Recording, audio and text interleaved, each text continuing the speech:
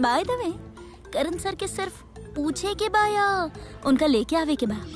ना मतलब देखे के मन करत होई ना आपके उनका के? उनका आपके?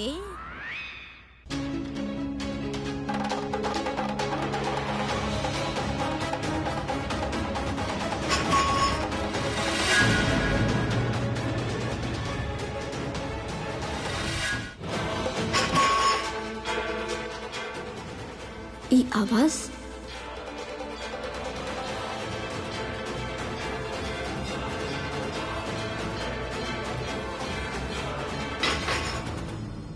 बिल्ला के फोन तो हमने के मिल गई बा ना? कहाँ बा फोन? ओ गॉड, फोन तो हमरा लगे हा। ना ना हम रख ले बानी, संभाल के रख ले बानी। देख ला एक बारी, ठीक से रख ले बा ना?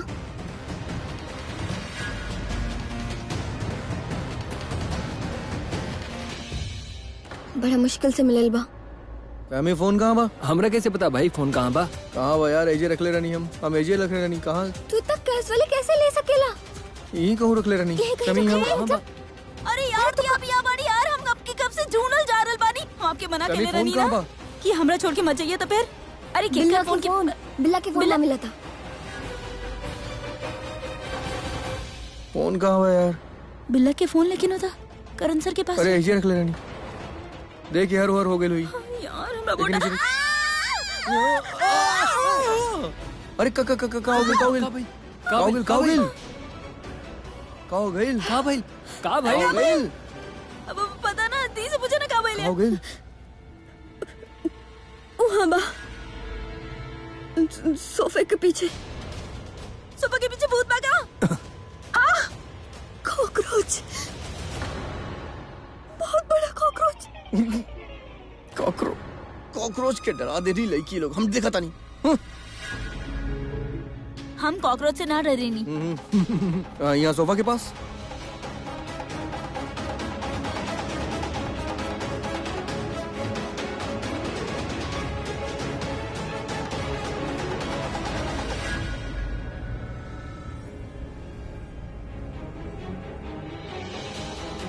ऐसे रहे ना सोफा के पीछे।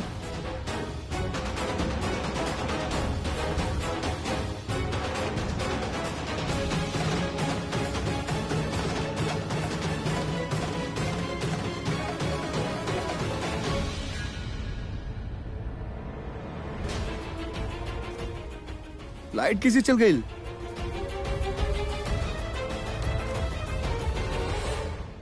यहाँ लाइट तक कब हो जाए ना, आज किसी चल गई? स्वामी जाके चेक कर। हम देख क्या होता नहीं। कॉकरोच से डर गई।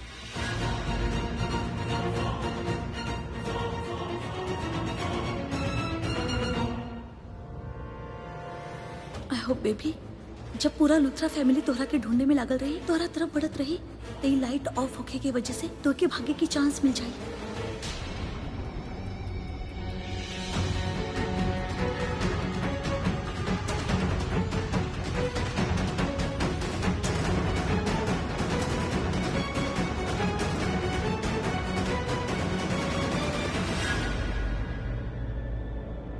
ये लाइट कैसे चल गई? गिरीश, शिवा, केहू बा? देखा था का भइल?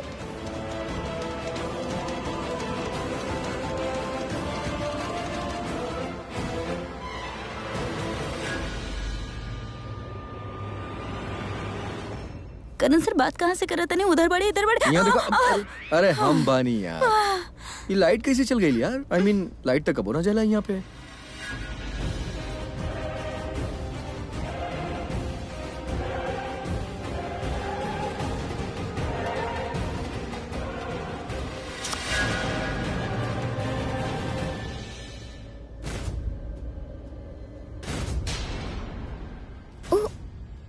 ब्लू लाइट का चलत बा वहाँ? पृथ्वी इ लोगन के शक के दायरा में आवे से पहले निकल ला घर से।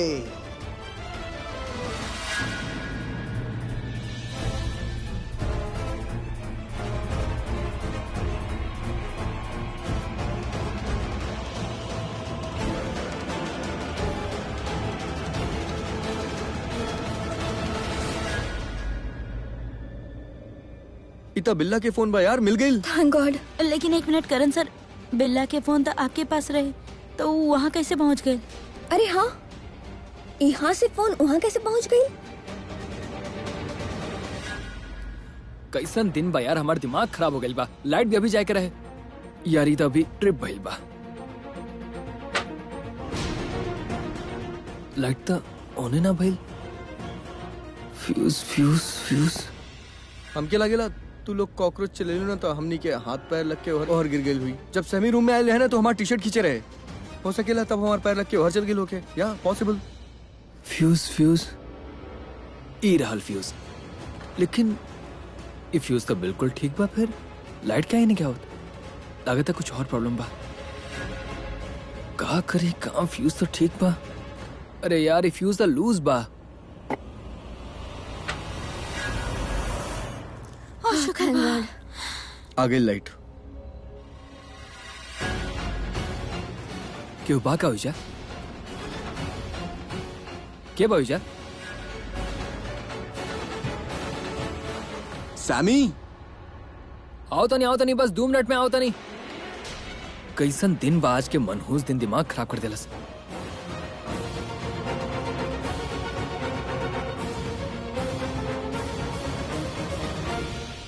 एकर मतलब जे आवाज तोहरे कमरे के बाहर आवत रहे वो फोन के गिरे के रहेगा? लाइट आ गई। फोन का भइल रहे लाइट के? कुछ ना, वो फ्यूज ढिला रहे थे निशा, हम ठीक कर देनी। ओह चला भाई सुते के अब। हाँ सुतल जाए। चल। चलो गर्ल्स। उठा उठा चलो। हाँ हाँ तो लोग सो जा, हम भी चलकर सोता तनी। सुबह जल्दी भी उठे के बा। सबसे पहले तहारो टेक्निकल एक्सपर्ट के पास जाए, फोन चेक कराए। Good night. Good night. Good night. Good night.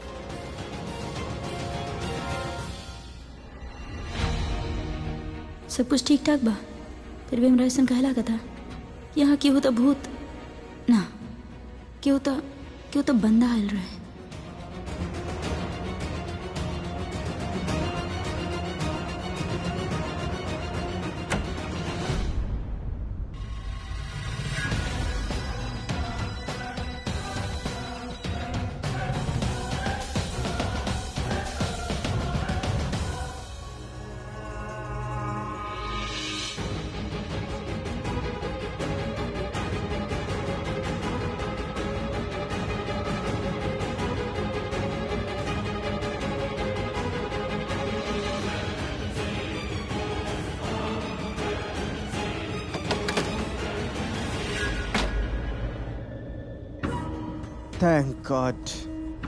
Thank God बच गेली।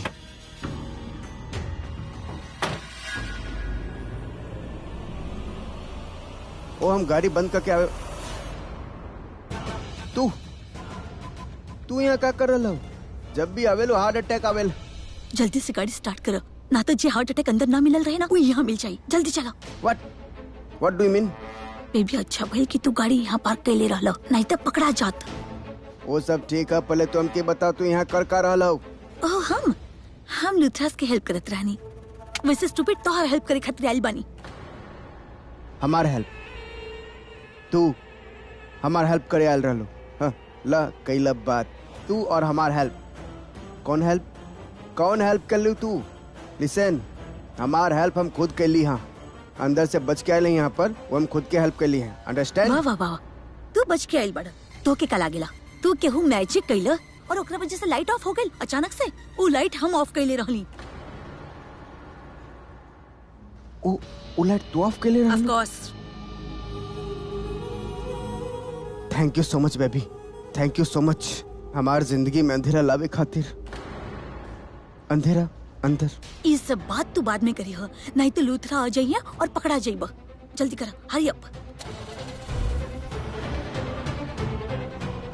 अच्छा एक बात बतावा, जे काम करे गइल रहला वो भइल की ना? भइल कि ना भइल इ तक काले पता चली बेबी।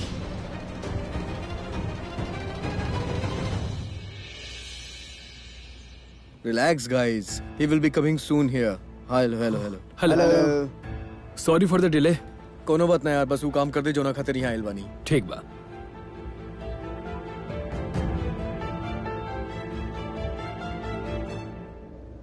करण फोन।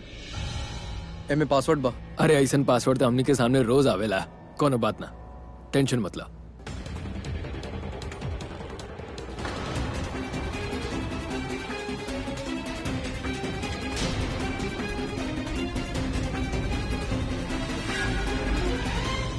खुल गई। सुपर।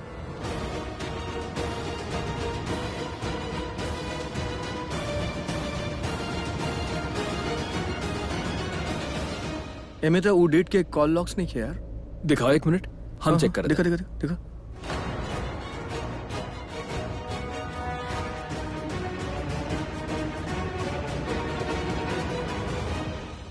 अरे यार करण, एमे तो मेमोरी कार्ड ही नहीं के। व्हाट?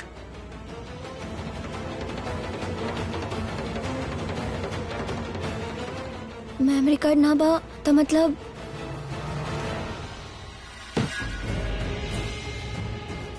मेमोरी कार्ड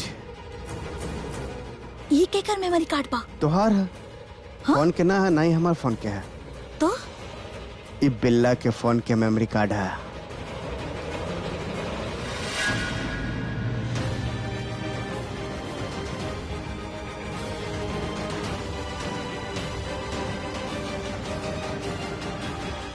करण सर, भाई। एक मिनट करण सर। अरे भाई देखा। नो भाई, काम कर रहे हैं, आराम से आराम से। हाउ इज इट पॉसिबल यार? आई मीन कम ऑन यार, बिल्ला सृष्टि के खुद बताइले रहे ना क्यों मास्टरमाइंड के टच में रहे। हाँ पता बा, लेकिन इट्स इम्पॉसिबल यार। लेकिन बिल्ला के बात के भरोसा ना कर सके ने ना हो सकेला। वो सृष्टि को उकसावे खातिर बोल देले। हाँ लेकिन निमेश अभी का कहलस कि ओकरा अंदर मेमोरी कार्ड नहीं खे फोन के अंदर, राइट? एकर मतलब वो फोन पे पहले पहुंच गेल रहे हमनी से पहले, और वो मेमोरी कार्ड निकाल लेलस। कुछ ना भाई, का कल जाए अभी? का करी अभी? कैसे निकाली हम अपन भाई के बाहर? दादी से प्रॉमिस करके आयल बानी कि हम ऋषभ के बाहर निकालें, राइट? करण सर ज्यादा हाइपर यार, मत हुई। ऋषभ जेल के अंदर बा, दादी ओकरा जेल के अंदर ना देख सकेली। अगर बड़ा भाई जेल के अंदर बा तो छोट भाई के फर्ज बनेला कि ओकरा जेल से बाहर निकाले। लेकिन हम डकरन लूथरा, दबेवास करन लूथरा कुछ ना भाई, कर भाई, पाइला। भाई, सर आप बहुत हाइपर हो रहल बानी प्लीज। भाई व्हाट? यस। ये तो कब निकलस? तब जब लुथराज हमके ढूंढत रहे, लुथरा हाउस में चारों तरफ ढूंढत रहे, जब उनका शक हो गई कोनो न कोनो घर के अंदर घुसला, कहूं पर छिपल हा। तब हम बिल्ला के फोन से ये मेमोरी कार्ड निकालते रहे और निकाल भी ले ली। तो के पता मैं मेमोरी कार्ड के चेक कर ली, तब हमके पता चलल कि बिल्ला के फोन के सारा डेटा ये मेमोरी कार्ड में है। करण calm down. Calm down. What भाई- काम डाउन यार? What calm down? भाई हम बोला था नहीं ना, रिलैक्स करा भाई, please please please calm down, सब ठीक हो जाए। हमके क्यों जरा बात करेंगे बा? प्लीज हम अपन भाई के अकेले बाहर निकाल ले, ओके? अरे अरे यार, हम भाई, कहानी बात ना तो हमके क्यों जरा बात करेंगे बा? सुन ले तू, सुन ले। करण प्लीज हमरा के अपने साथ ले चला जहाँ भी जात बड़े। हम तोहरा के परेशान ना करब, कुछ हम ना। कहानी केहू ना चाहिए, हम अकेले चाहिए। दैट्स फाइनल, ओके? भाई भाई सुना।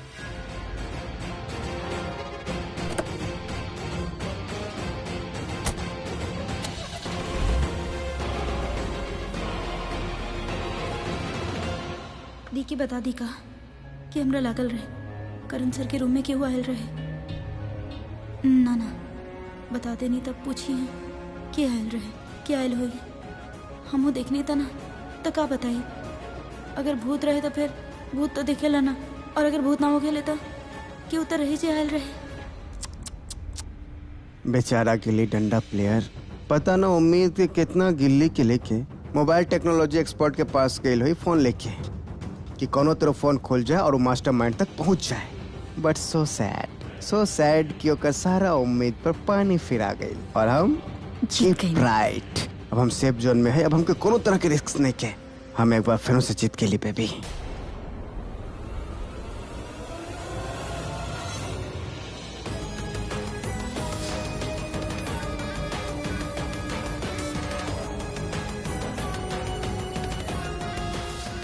पर हमार पिताजी क्यों गिल्ली डंडा प्लेयर से के बचाई? पिताजी लागत अब हमके कुछ करे के पड़ी। ओ गिल्ली डंडा प्लेयर आपके प्यार में परत जा रहा हा। हमार प्यार तू बाड़े बेबी। थैंक गॉड मनीषा हमार बात ना सुनलस, हमार प्लान फॉलो ना कैलस। अगर कर लेती तो ओकर शादी करण से हमार ऋषभ से और तोहार वो बहन जी प्रीता से हो जाई थी।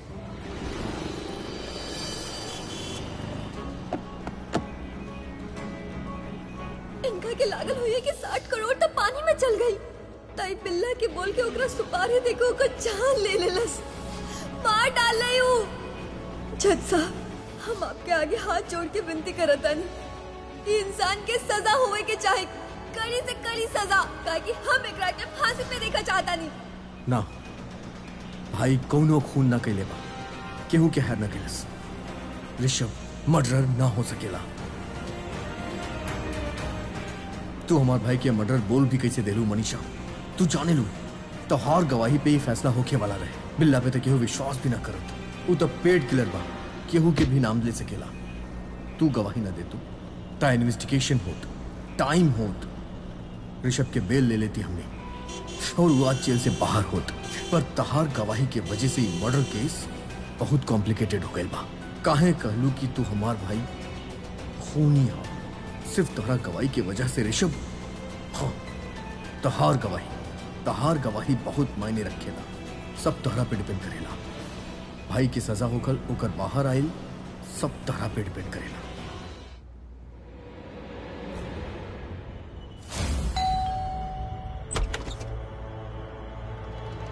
तू अब कहे आइल बाड़ा यहाँ? फिर से हमार गला दबावे आइल बाड़े? तोहरा कैसा लगा था कि तहार भाई सही बा और हम गलत? ना हमके ऐसा बिल्कुल ना लागेला। एक्चुअली हम यहाँ कोनो और काम से आइल बानी। हम जाना था नहीं कोर्ट में हमके गुस्सा आ गेल रहे। हम तोरा साथे उ सब बदतमीजी कईनी, लेकिन ओकर सजा मिल गई हमरा के। और हम ये भी जाने ली तू हमरा से नफरत करेलू। तू चाह तो हमरा साथे भी वैसा सुलूक कर सकेलू, लेकिन हम तोरा से झगड़ा करे ना आइल बानी। इनफैक्ट हम तो यहाँ कोनो और काम से आइल बानी। पता बा, प्रीता भी यहाँ लास्ट टाइम कोनो काम से ही आइल रही, लेकिन इमोशनल स्पीच देके गल रही, रोवत रही, गिड़गिड़ावत रही। लेकिन हम कहली वही जे हमरा के सही लागल। गुड, तो अब भी वही करिए जो तोरा सही लगे। I don't know, I am sure about that तोरा सही लगी या ना लगी, but I am pretty sure अगर ये ऑफर हम ऋत्विक के देले होती तो वो 2 सेकंड में एक्सेप्ट कर लेत। कैसन ऑफर? ऋत्विक के लूथरा से पार्टनरशिप करके विदाउट इन्वेस्टमेंट 60 करोड़ मिलत रहे एगो छोट से होटल बिजनेस से, और हम यहाँ तारा लूथरास के आधा प्रॉपर्टी ऑफर करे आइल बानी। Property offer? यस। कैसे? Good question. Bad, very bad. हम जाना तानी कि तू हमरा से झूठ बोलत बाड़े। प्रॉपर्टी, हाफ प्रॉपर्टी हमार नाम करे के झूठा प्रॉमिस करत बाड़े। तू हमरा से वो सब करवाइबा जे तो करवावे के चाहत रे, और हम शायद मान भी जाए, लेकिन एंड ऑफ द डे ना हमार हाथ कुछ ना आई। ना मोनिशा, तारा हाथे बहुत कुछ आई। काहे कि लूथरा परिवार के बहू के केहू मना ना कर सकेला। सही सुन लो तू, हम शादी करब तरह से, और हमरा से शादी करके तू लूथरा परिवार के बहू बन जाएगी, और इस बार असली शादी करब। पिछली बार की तरह वो नकली फ्रॉड शादी ना, जहां तू सोचबू कि हम बैकआउट कर जाए और हम सोचब कि तू बैकआउट कर जाएबू। ऐसा बिल्कुल ना हुई। साचो मैं शादी करब हम तोरा से, लेकिन इस बार बैकआउट तो तारा करे के बा हमार भाई के केस से। तू कोर्ट में जाके गवाही देबू कि हमार भाई बेगुनाह है। केस वापस ले ला मोनिशा, और हमार भाई के बचा ला। सोच ला।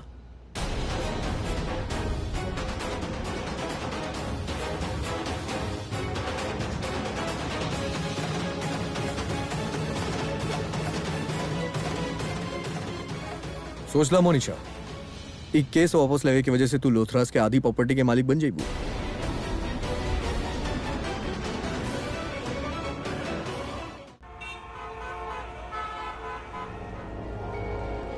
लगन। हेलो करण। थैंक गॉड फाइनली करण सर फोन उठा लेनी। ना उठैले, हमरा के लागल कि फोन उठैले। अब का करे, फोन तक ना उठावता रे। कम से कम एक बार फोन उठा के बोलता था। कितना टेंशन हो रहल बा हमरा के। इतना गुस्सा से वहां से निकल रहे, पता ना कहाँ गई हुई है। अपना भाई से बहुत प्यार करेला, ऑब्वियसली भाई बा तब प्यार तो करिए ना। कितना कोशिश कर रहल बा कि कोनो तरह से ऋषभ जी जेल से बाहर आ जाए, लेकिन कोनो कोशिश काम ही ना आ रहल बा। एगो फोन मिलल रहे, उम्मीद मिलल रहे, लेकिन कुछ ना निकलल ओकरा में। तो ऑब्वियसली गुस्सा तो आई है ना, लेकिन हमरा के कितना टेंशन हो रहल बा। एक बार फोन उठा के बोलता था कि हम यहाँ गई बानी। हमरा के कितना टेंशन हो रहल बा, पता ना कहाँ चल गई। हमरा के तो डर बा कि कहीं कुछ गलत ना कर ले। अरे भैया भैया, यहाँ से राइट मोड़ी, यहाँ से राइट मोड़ी। राइट का है, हम तो घर जाता नहीं ना, हमनी घर ना जा रहल बानी दी। हमनी करण सर के घर जाता नहीं, लूथरा हो जाता नहीं। हमनी के उनका से मिले के हुई। आई एम श्योर करण सर घर पे ही हुई हैं। खुद के कमरा में लॉक कर ले हुई की हूँ। वो अक्सर ऐसा करे ले दी, जब वो गुस्सा हो जाले या हेल्पलेस फील करे ले ना, वो खुद के कमरा में। एनीवे, इस वक्त आपके और करण सर के मिलल बहुत जरूरी बा। हमनी के करण सर से मिले के हुई, उनका से बात करे के हुई। शायद तब जाके हमने दोनों के तनी टेंशन कम हो जाए यार। कहीं आई कांट बिलीव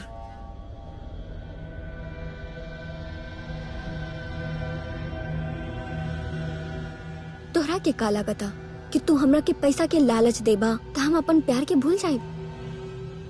एक केस वापस ले ले सिर्फ पैसा खातिर।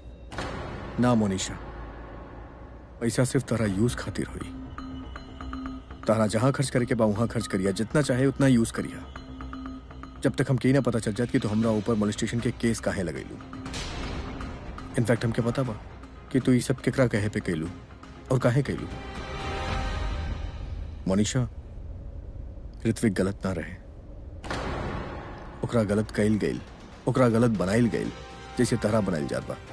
हम जानत नहीं तू ऋत्विक से बहुत प्यार करेलू। हमके तोहरा प्यार पे कोनो शक नहीं के, समझ लू। तू तोरा ऋत्विक के कातिल से बदला लेवे के बाद ला बदला, तोरा ओकरा फांसी देवाए के बाद तो फांसी देवा, लेकिन कातिल के, कोनो बेगुनाह के ना। कोर्ट में तो हर गवाही बहुत मायने रखेला, और हम चाहता नहीं तू कोर्ट में जाके दोबारा गवाही दे। तू हमारे भाई के बाहर निकालना, बदले में तू लूथरा हाउस के बहू बन जा।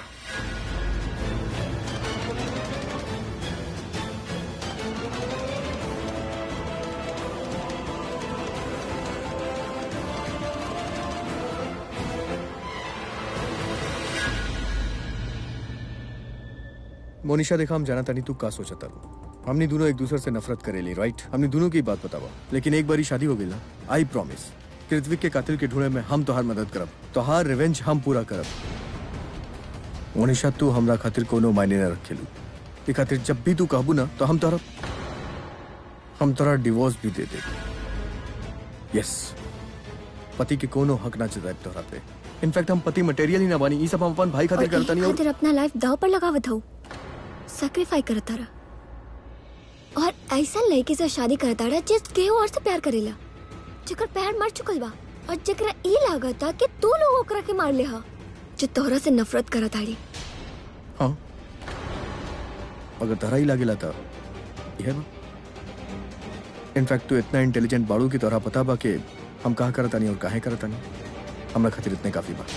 ई बात के का गारंटी बा कि अगर हम तहार फैमिली के साथ देव, तहार भाई के बाहर निकाल देव, तो तू हमरा से शादी कर लेबा। तू बैकआउट भी तो कर सकेला ना। अपन भाई के बाहर आवे के बाद हमरा के प्रॉपर्टी देवल तो दूर के बाद, पलट के अगर तू हमरा के देखले भी ना था। हमके पता रहे तू ये क्वेश्चन पूछबू। इनफैक्ट तोहरा जगह के वो और भी होत ना तो वो भी यह सवाल करत, लेकिन एक जवाब बा हमरा पास मोनिशा। एक सेकंड।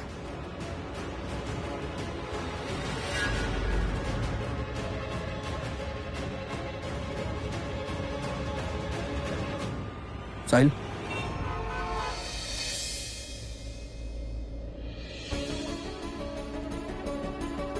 दी हो करल बचल करल भाई घर में। यहाँ मीडिया वाला का करत आड़े? हाँ, क्यों बताई हमरा के? हमरा के खुद ना पता बस सृष्टि, जब कोनो बहुत बड़ा अनाउंसमेंट हुए वाला रहे ना, तब मीडिया वाले ऐसे एक साथ आ जावेले, समझला? राखी आंटी, ऐसा कौन सा इम्पोर्टेंट अनाउंसमेंट बा? हमरा के भी कुछ ना समझ में आ रहल बा। आ गलन कर लो। चलो चलो चलो चलो देखो। ओके,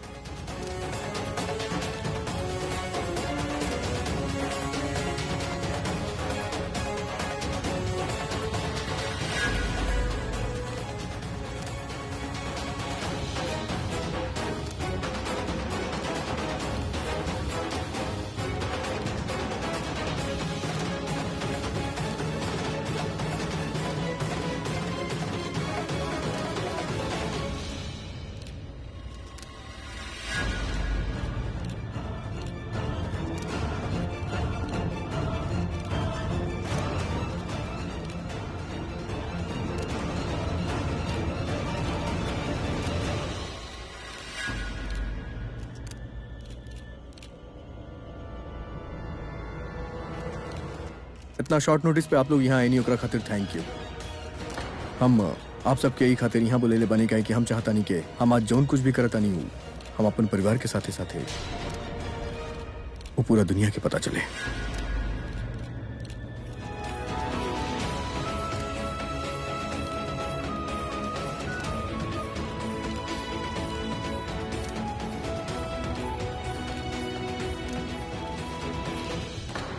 अभी का चाहिए केहू कुछ भी चाहे का फर्क पड़ेला, तू जौन चाहता रू है हुई। हम जौन कुछ भी वादा के लिए बनी वो तोहरा के मिली, वो सब तोहरा के मिली। करण एक मिनट, आई एम सॉरी, एक मिनट है आवा।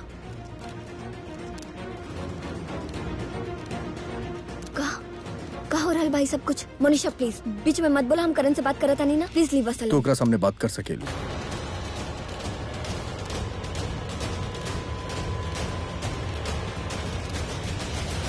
ओके फाइन। तो हमरा के बताइबा कि तू इतना सारा मीडिया के काहे बुलाइले बा, का अनाउंसमेंट करे के चाहता रे? देखा करण, जैसा हम सोचत बानी उतना बोले वाला बना, अगर तू ऊ बोले वाला बा तो ऐसा मत करिया, कोनो जरूरत ना बा।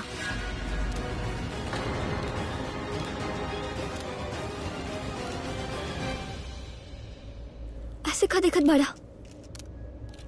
ओके फाइन, इस सब बात हम बाद में करब। ई वक्त हमरा के दौरा से सिर्फ ई कहे के बा कि ऋषभ जी की जेल से बाहर हम निकल बाई, कुछ भी करब ओकरा खातिर, और तू जे भी करबा ना ओकरा में हम तोहरा साथ बानी, तार परिवार तार साथ बारे। कोनो ऐसा कदम मत उठाइया जकरा से तार फ्यूचर खराब हो जाइए, ओके? करण आई नो तू बहुत परेशान बाड़ा, तोहरा के बहुत तकलीफ हो रहल बा, ऋषभ जेल में बाड़े, हम सबके तकलीफ हो रहल बा। तो भाई बाड़ा तोहरा के कुछ न समझ में आ रहल बा, तू कुछ सोच समझ ना रहल बा ठीक से, ऐसा होता। ऋषभ जी भी तोहरा खातिर ऐसे नहीं बा, वो भी तोहरा आगे कुछ ना देख पावेले। तू दोनों एक दूसरे की ताकत हो, लेकिन तू दोनों एक दूसरे की वीकनेस भी बाड़े।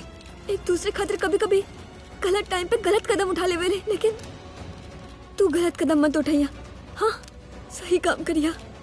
हमने सब तोहरे साथ बा और हमने सब कुछ सही कर दे, समझ रहल बाड़े ना? तू हमारी तरफ देखा, तू कुछ बोलत काहे ना बाड़े? Karan look here, please listen to me, तू कुछ भी गलत मत करिया, हाँ हमने तोहरे साथ बानी। करण कुछ बोला हमरा के बतावा, हमारे मन में कितना सवाल उठा था, हम बहुत कंफ्यूज बानी, हमरा के बहुत बुरा बुरा ख्याल आ रहल बा। तू कुछ गलत ना अनाउंस करबा, ठीक बा?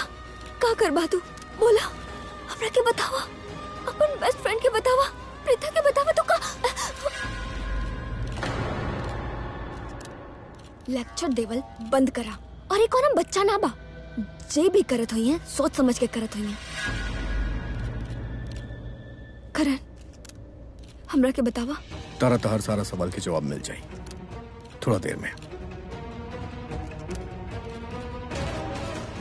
करण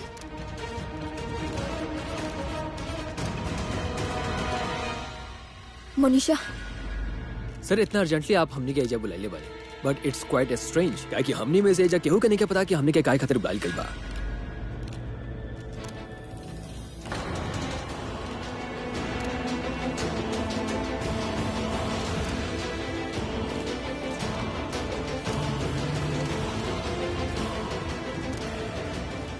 हम आपके दिल तो न तोड़े चाहता नहीं, लेकिन दिल तो टूटी। I am sorry. का हो रहल भाई सब? माय गॉड, तू बिहेव तो ऐसे करत बाड़ू जैसे कि तोरा के कुछ पता ही ना बा। हम अच्छा से जानत तानी कि तू सब कुछ जानत बाड़ू, तो ई जो नौटंकी करत हो ना हमारे सामने मत करा। बस मन ही उम्मीद करत तानी कि जब तू जानत हो ऐसा कुछ ना हो।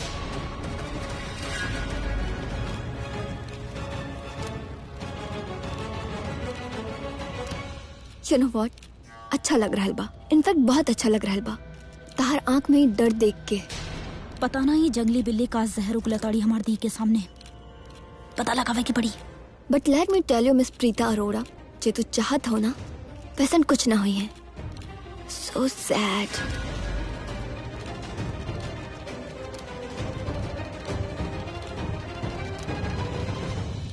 हम 1 मिनट में आवता नहीं।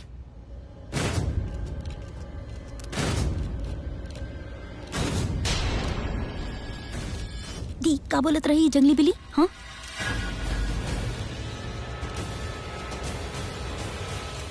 सो गाइज थैंक्स वंस अगेन कि आप लोग यहाँ आई। आज यहाँ पे उस सब लोग मौजूद बाड़े जे हमारा अपन बाड़े, उस सभी जे हमरा दिल के करीब बाड़े, जेकरा से हम बहुत प्यार करेली, सिर्फ हमारे भाई के छोड़ के। वेल आप लोग के तो पता बा कि हमारा और मनीषा के एंगेजमेंट भइल रहे सबके सामने। इनफैक्ट आप लोग वो स्टोरी कवर भी कर ले रही। आप लोग के हमारा और मनीषा के कहानी भी पता बा। हमनी लोग के मुलाकात एगो होटल रूम में भइल रहे। ओकरा बाद कुछ अजीब बात भइल, कहानी बनल, लेकिन जोन कुछ भी भइल आप लोग के लागल कि एंगेजमेंट टूट जाई, एंगेजमेंट ना हो, लेकिन ऐसा ना भइल। इनफैक्ट आज भी हम और मोनिशा एक साथ बनी। आप लोग के लागल हुई के मोनिशा हमारे भाई के खिलाफ पाड़ी, हमार भाई एकरा वजह से जेल में बाता, शायद एंगेजमेंट टूट जाए, लेकिन ऐसा ना भइल। एंगेजमेंट ना टूटल और ओकर सिर्फ एक ही रीजन बा,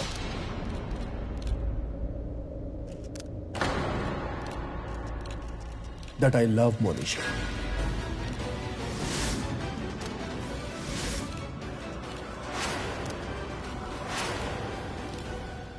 और अब हम प्यार के एगो नाम देवे चाहता नहीं।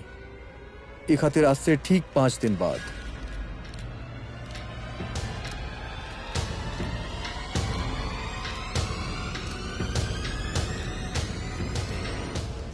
हम और मोनिशा शादी करब।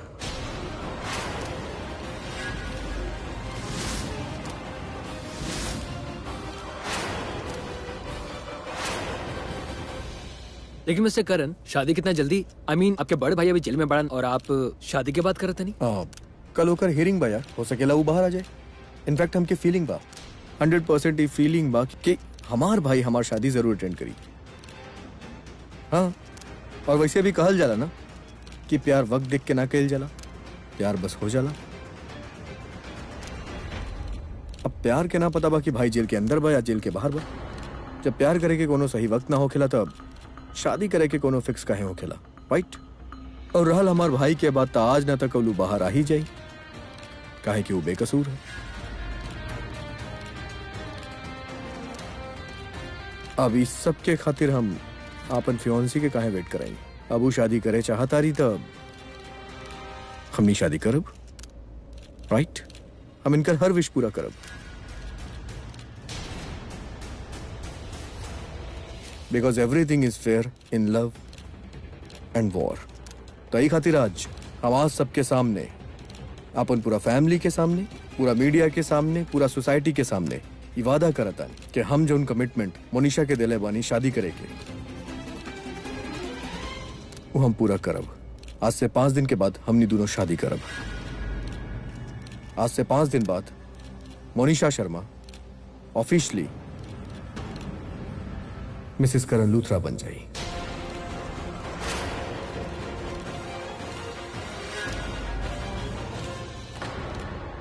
Mister Karan, are you sure आप ही शादी? I am 100% sure.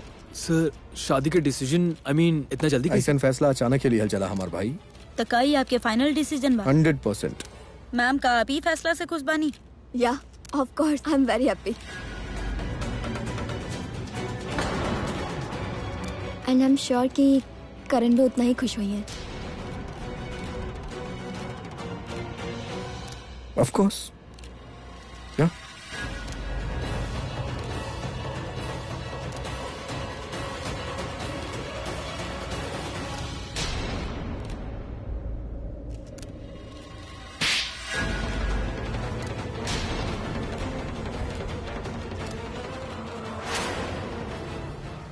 राखी जी का कर रहा है? रुकी, का कहले तू? का कहले? तोरा के प्यार हो गइल बा? शादी करे के बाद तोरा के वो भी ई लड़की के साथ? कब हो गइल तोरा के प्यार? कैसे हो गइल प्यार? वो भी ई लड़की के साथ? एक बार भी तोरा के अपन भाई के, अपन परिवार के ख्याल ना आइल? ई प्यार के मामला बाना, तोरा के शादी करे के है ना? करा तू शादी। करण बेटा, तू और ऋषभ हमार 2 आंखें बाड़ा। हम तू दोनों के एक जैसन परवरिश देले बानी।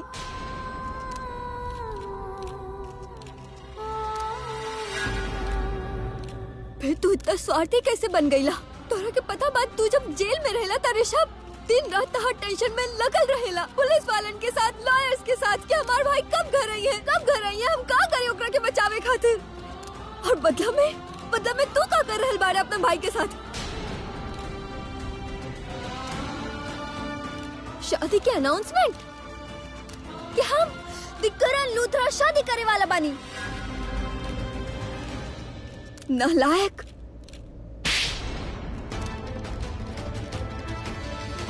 का कर ले आप राखी जी? महेश जी आप चुप हो जाए। आज आप बीच में मत आई। ये माँ बेटा के बीच के मामला है और आज एक माँ होए के नाते हम अपन सवाल के जवाब सुने के चाहता नहीं कर मुंह से। केहू बीच में ना आई। भाभी एक मिनट।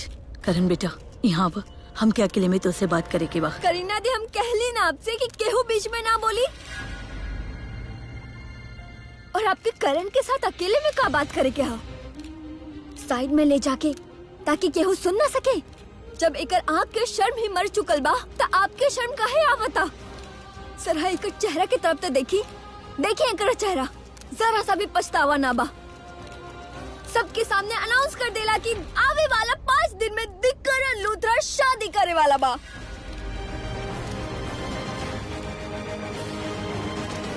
पागल हो गई बाना तू? बस बेटा राखी बस कर। ना मम्मी जी आज हमरा के बोल देवे दी। हमरा के बतावा तू इतना बदल कैसे गईला करण? अरे तू तो ऋषभ से अपन माँ से भी ज्यादा प्यार करत रहेला ना। मजाक में ओकरा के मम्मी बोल देत रहे। कहाँ गइल तहारू प्यार? वो भाई खातिर जो प्यार रहे वो कहाँ गइल? मर गइल? बदल गईला तू? के बदल देला तोरा के? ई लड़की ने के बदल देला तोरा के?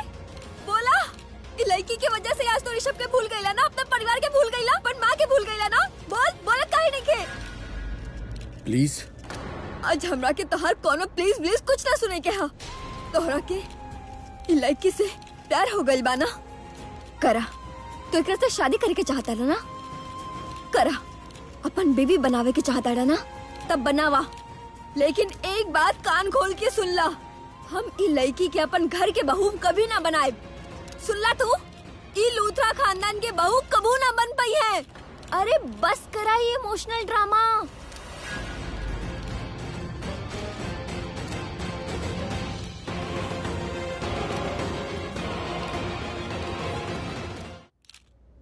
अब चाहे हमारे सासू माँ बनी चाहे ना बनी, लेकिन ये लूथरा हाउस के बहू तो हम ही बनब।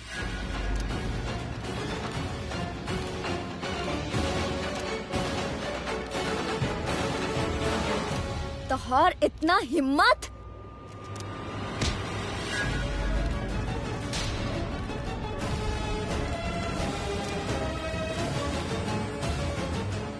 मोनिशा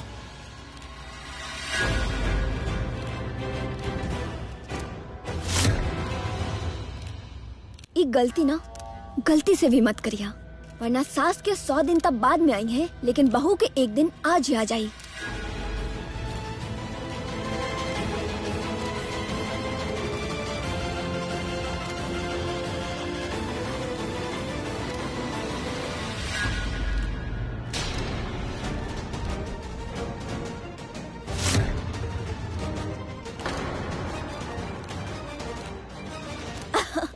आप लोग काहे इतना शॉकिंग रिएक्शन देता नहीं? ये कोनो एक्शन सीन ना चल रहल बा, इमोशनल सीन चल रहल बा। ओ का बा ना, हमार सासू माँ अपन प्यारा प्यारा हाथ से अब हमरा के आशीर्वाद देवे के चाहत रही, और ये हमार प्यारा प्यारा गाल छुए के चाहत रही, लेकिन हमार स्किन इतना सेंसिटिव बा ना कि हाथ लगावे से रेड हो जाला। एक हाथे तो हम इनका के रोक देनी, बाकी कोनो बात ना बा। सासू माँ, आपकी सासू वाला प्यार ना हमरा पे बाद में बरसैया, और हम भी आप पे अपना बहू वाला प्यार ना फिर कभी बरसाए, ठीक बा? तार इतना जरूरत कि हमारे साथ बहस करत बाड़ो, यहाँ मीडिया में आके। राखी आंटी अब प्लीज हमारे साथ आई। प्रीता, तू तो हमार बेटा के बहुत अच्छा दोस्त बाड़ो ना, शायद तोरा के एकर दिल के मामला समझ में आ रहल बाड़े, लेकिन आज पहली बार हमरा के अपन बेटा के ही बात समझ में ना आ रहल बा। काहे कि ई लड़का जो हमार सामने खड़ा है हमार बेटा ना बा।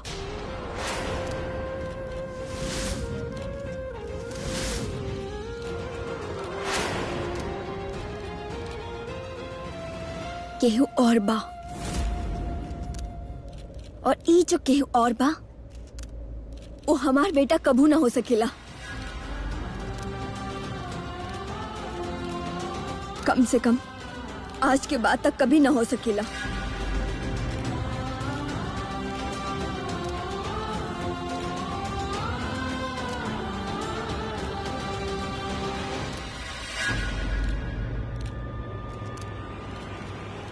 हम आप सबके कुछ बतावे के चाहता नहीं। ये शादी हमार मर्जी से ना हो रहल बा। हाँ, अनाउंसमेंट हमार घर में भइल बा, लेकिन जे ई अनाउंसमेंट कैले बा ई लड़का हमार बेटा ना बा। राखी लूथरा के एक ही बेटा बा और वो भी ऋषभ लूथरा। आज के बाद अब से लेके करण लूथरा हमार केहू ना बा।